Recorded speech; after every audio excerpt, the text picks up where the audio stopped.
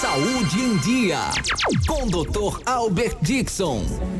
Doutor Albert, muito boa tarde. Vamos introduzir o assunto. Hoje, certeza. Todo mundo pegando Covid, Diógenes já pegou, já está de volta aqui. E a pergunta que não quer calar: quanto tempo tem que ficar em isolamento com essa nova variante, a Ômicron?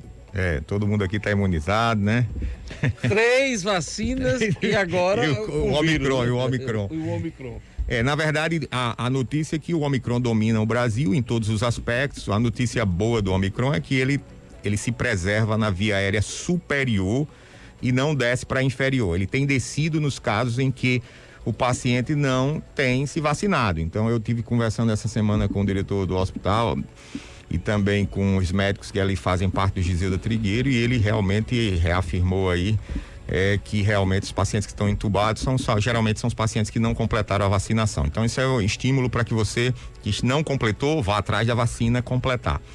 Mas a pergunta é muito importante nesse momento, porque na verdade a cepa delta e a cepa gama, a resolução do Ministério da Saúde era de 14 dias isolados. Isso mudou com o Ômicron. A carga viral do Ômicron, apesar de ser bem maior, ela tem uma transmissibilidade maior, mas a efetividade do vírus é menor. E isso faz com que ele desapareça mais rápido. Antigamente a cepa delta levava 7 dias evoluindo dentro do corpo, 7 a 10 dias, e agora baixou para 2, 3 dias. Então, isso fez com que diminuísse o tempo do vírus dentro do corpo. Isso fez com que mudasse também a resolução. Então, teve duas resoluções, isso eu queria trazer de primeira mão para vocês. Primeiro, da Sociedade Brasileira de Infectologia, e a outra do Ministério da Saúde. Então, o que ele determinou? Ele determinou o seguinte: o tempo médio vai ser de 7 dias, baixou de 14 para 7 dias, podendo estender de 7 a 10, dependendo se fazer o teste ou não. Então, por exemplo, tem lugar no Brasil, no Rio Grande do Norte, que não consegue fazer o teste. Então, se essa pessoa não consegue fazer o teste e está sem sintomas a partir do 5º dia, aparentemente ele já está liberado, se for pela resolução do Ministério da Saúde. Mas o ideal era fazer o teste, para dizer, estou livre. Então, a partir do 5º dia, do primeiro dia do sintoma, que é do D1 até o D5, se ele tiver o D5, a primeira parada, stop, é 5 dias, né? Então, por exemplo, você começou o sintoma agora, então você tem que ficar 5 dias obrigatoriamente isolados. Tá dando para entender isso? Isso. 5 dias isolados obrigatório. No 5º dia, parou o sintoma, aí o ideal é fazer o teste. Não vou fazer o teste. Tudo bem, o ideal é fazer o teste. Aí, continuou o sintoma, aí repete com 2 dias o teste de novo. Continuou positivo o teste, aí faz de novo 2 dias com 7 dias. Aí depois deu positivo de novo, aí com 10 dias não é obrigado mais fazer teste. Então, com 10 dias, obrigatoriamente, com teste e sem teste, Tá livre. tá livre. Mas corre o risco de continuar transmitindo? Não. Mesmo ele garganta arranhando, mesmo ele garganta inflamado, o vírus Aquele desaparece. resquíciozinho de tosse. Aquela tosse meia, aquela rouquidão, né, que ocorre, que fica, mas aquilo ali não transmite, não. 7 dias é o pico máximo, podendo desaparecer com 5 dias, dependendo da imunidade da pessoa. Doutor Albert, Deu para entender mais ou menos, né? Deu. Saiu uma decisão recentemente dizendo que o trabalhador que esteja com sintomas e desconfiando que esteja com Covid, ele pode se afastar do trabalho por até 10 dias, sem precisar de atestado, dessa resolução. sem precisar de testes. Mas como é que fica a situação do empregador? Porque sem teste, sem comprovação e fica sem funcionário 10 dias... O que estava acontecendo? O problema é que as pessoas estavam... que 5 dias já para de contaminar. Por que 10 dias de... Depende do corpo da pessoa. Se não tiver sintomas. 0 sintomas, 5 dias ele tá... Mas assim, o que acontece? O que o Ministério de Saúde... O problema é que todo mundo estava atrás de atestado e todo mundo estava com aqueles 14 dias. Então estava tendo um problema sério. Por exemplo, os aviões estavam sem o pessoal. A área de saúde que estava sofrendo. Os enfermeiros tudo doente, médico, era um caos. Aí a resolução foi exatamente isso. Como houve essa mudança do Ômicron e aí veio da Sociedade Brasileira de Infectologia e da Ministério da Saúde, então tá todo embasado cientificamente. Então, baseado nisso, ele tomou outra decisão, é de que você não precisa mais do atestado, você vai ficar isolado 10 dias, porque o 10 dias não precisa do teste. Mas se ele em 5 dias, o empregador diz, faça o teste, eu pago o teste para você, ou então faça o teste aí, em 5 dias fizer der negativo, ele volta ao trabalho. E esse que está livre do vírus, em quanto tempo ele pode tomar a terceira dose, a dose de reforço, se ele não tiver tomado? Ele teve Covid, vamos dizer que um mês que depois, teve Covid. Um mês depois. Um mês depois? Um mês depois. O cidadão tem 2 doses já, pegou COVID agora, ele tem que esperar um mês, né? Não, na verdade é o seguinte, como ele pegou Covid, ele já foi vacinado pela terceira dose, aparentemente, né? Porque o Covid, ele equivale a uma dose da vacina. Porque você, na verdade, você pegou a imunidade, porque o segredo não é a imunidade, então você pegou uma imunidade, inclusive, melhor do que a vacina, que é a imunidade do vírus. Então, assim, você sofre, mas pegou a imunidade. Então, assim, um mês seria o ideal, e de imediato não é bom. É bom esperar uns 30 dias depois do término dos sintomas. Temos ouvinte com perguntas para o doutor Albert. Doutor Albert, aqui é Carol de Parnamirim. Minha pergunta é a seguinte: há tempos atrás tínhamos um entendimento de que se alguém pegasse Covid, ela passava pelo menos 4 meses sem chances de contrair a doença novamente. Essa ideia ainda é válida para esse novo momento? Não, ela inclusive tá fanha aí, provavelmente ela tá com pós-Covid aí. Ela tá rouca. Melhoras para ela. Mas é o seguinte, a ideia principal é mudança. Graças a Deus o vírus veio mais enfraquecido, com a ajuda da vacina, eu digo sempre, e ele também veio enfraquecido. Então, com isso, diminuiu o tempo. Então, esse negócio de 4 meses que ela falou, 14 dias, não, né? Então, 5 dias até 7 dias ele pode transmitir, né? Isso aqui é um problemão. Então, o ideal é ficar isolado no mínimo 5 dias, de 5 a 10. Agora, uma coisa importante: dos pacientes que temos aqui, cerca de 50% dos pacientes que estão com Omicron são assintomáticos. Então, esse é que é o problema. No caso de Rebolo, ele ficou sem sintomas. Ou seja, só sabe ele fica transmitindo se fizer o teste, né? Só se fizer o teste. Então, ele fica sem sintoma e fica transmitindo. Por isso da importância de ainda estar com a máscara nesse momento, tá certo? E a outra coisa importante, a notícia boa, é que a Anvisa liberou, né, o autoteste. Isso nós não tínhamos. Só quem podia fazer o teste era o profissional de saúde. E agora a Anvisa liberou para você comprar o teste, que é o autoteste, e você fazer em casa, vai ter toda uma orientação. E isso vai facilitar muito isso que Ana perguntou. E como é que ele vai voltar a trabalhar e tal? Né? Agora esse teste é um teste bem específico. Olha, o Charles Holanda está dizendo aqui, doutor, tomei AD, ele não disse se é AD3 na segunda-feira e contraí Covid pela 3ª vez na quinta-feira. Sim, não é mais. Fiquei AD. Como é? Desculpa. Não, ele está perguntando aqui, doutor, tomei AD, ele não especifica se foi AD2, D1, D2 ou 3, na segunda-feira e contraiu a Covid pela 3ª vez na quinta. O D. Fiquei com imunidade maior? Ele está perguntando aqui. Ficou. Na verdade, quando ele toma D, ele só vai ter resultado da D aí, se for Pfizer, 15 dias depois, né? Então não é a D3, hoje. no caso. A aqui, D3, né? Ele vai ter a resposta da D3. D3, ele depois colocou aqui agora, D3. 15 dias depois, mas ele ganhou, ele vai potenciar a imunidade dele. Aí vai ser 2 vacinas de uma só vez, vai ficar bem melhor. Por falar nisso, qual é o intervalo que a gente tem que dar para, se você está gripado ou se você está assim, desconfiando que está com Covid, para tomar a sua dose de reforço? 30 dias? 30 dias. Após o início do parar os sintomas, 30 dias. Agora, deixa eu só em relação a essa dose de reforço. A gente tinha visto que o esquema de vacinação era a 1ª e 2ª dose. Esse seria o esquema de vacinação completo. A dose extra seria uma dose de reforço. É, verdade. Só que agora, quem está atrasando a dose de reforço, até pela contaminação mesmo, que tem que esperar os 30 dias, o passaporte de vacina está saindo como se você tivesse com seu esquema vacinal atrasado, porque você não tomou a dose de reforço. Como é que fica isso? Não seria uma dose de reforço? Agora ela também faz parte do esquema de vacinação obrigatório? Na verdade, a certidão de vacina, ela é completa se tiver o reforço, óbvio. Mas o D2, ela é aceita nos locais, até D2. O que não aceita é a D1. Ela trava o sistema. Quando você começa, aí o D1, você fez D1, não sai o certidão, não. Você tá fichado lá no sistema. Doutor, o Jairton está perguntando aqui, Jairton Medeiros, é a questão do álcool em relação, tanto ao vírus, o álcool no sentido de limpeza. Não, de tomar. Sim, tomar. De bebida alcoólica em relação ao vírus e à vacina. Quais são os prazos, as diferenças aí? Não, com relação à vacina não tem contraindicação imediata, não. Na verdade, o que acontece é que você vai tomar a vacina e provavelmente vai ter um sintoma, uma dor, não sei o que, passa mal.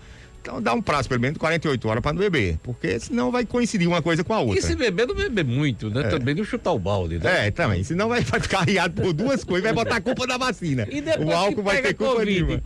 A pessoa tem que esperar muito tempo? O problema do álcool é o seguinte, o álcool ele vai...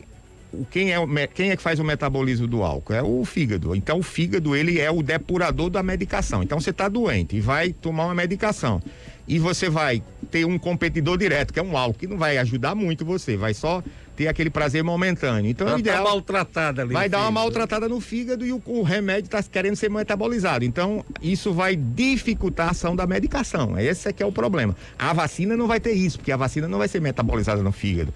Então, assim, não tem uma contraindicação. E quando é que libera o bichinho? 7 dias, pelo menos, depois do coisa. Então, Túlio, você tá liberado depois de 7 dias.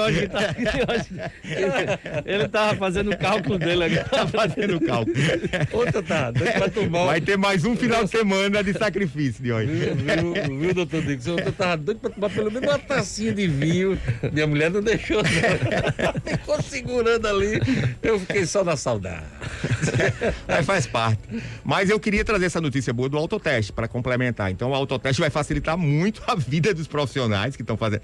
Ontem eu passei na Arena da Rio, eu não tinha, era carro assim dando volta ali naquele estacionamento. Pois é, desde sexta-feira, né? Desde sexta, o povo todo fazendo teste por conta disso. E qual é a diferença? Não só lá, mas você tem todos os locais, porque ele ampliou mais um. Tem mais uma pergunta do ouvinte, vamos lá. Doutor, na sexta, dia 14, eu senti dores fortes, dor de cabeça, febre e dores no corpo. Fui ao médico e ele me afastou. Porém, no sábado e domingo senti um pouco de tosse e na segunda-feira não senti mais nada. Não cheguei a fazer o teste. Nesse caso, seria o vírus, a síndrome gripal ou teria sido o Covid? Boa pergunta dela, muito boa. Aí é um resumo mais ou menos do que eu falei, então entenda bem. Pode ser 3 coisas ela aí, porque ela não diagnosticou, né? Pode ser a flurona, a junção das duas, pode ser o Covid e pode ser a gripe. A gripe, geralmente, quando depende se ela estiver me escutando aí, ela tem que entender o seguinte: se ela teve contato, por exemplo, eu tive contato com o Túlio, tudo teve infecção.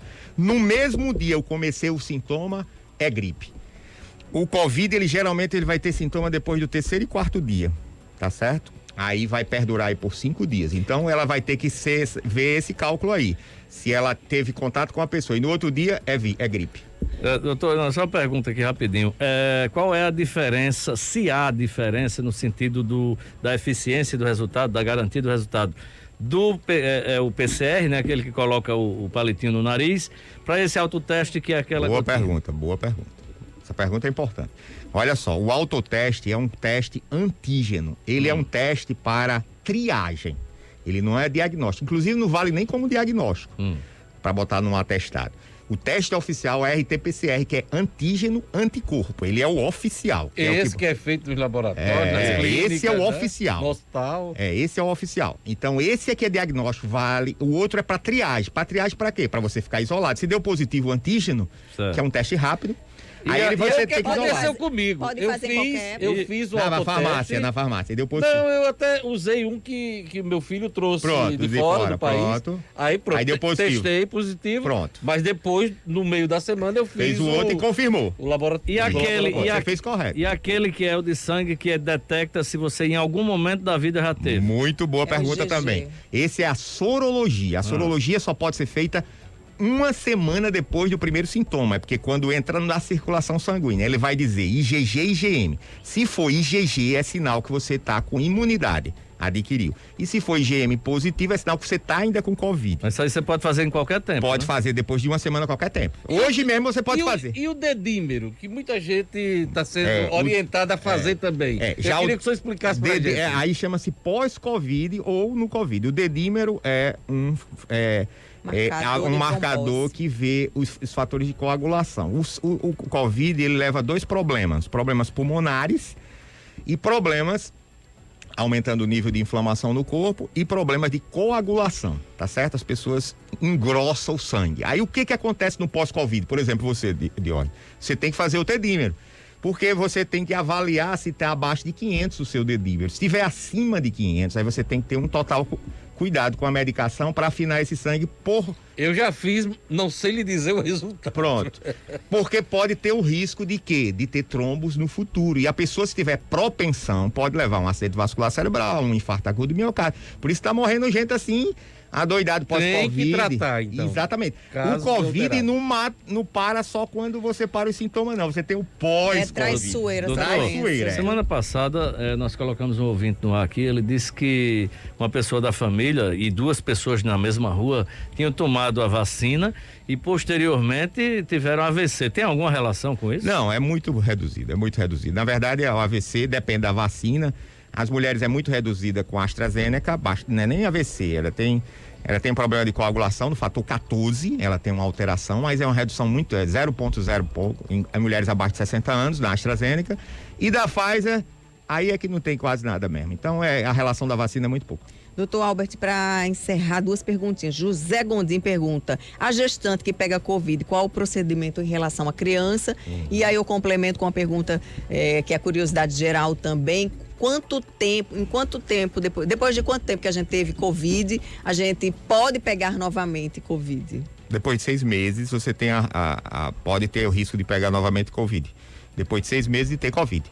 O risco de ter Covid nos primeiros é muito raro, muito difícil. Então, mesmo sendo outras variantes, por exemplo, tive Ômicron agora, a próxima semana eu não posso pegar a gama, nem delta, nada. É difícil demais. Você já tem o anticorpo responsável para a imunidade.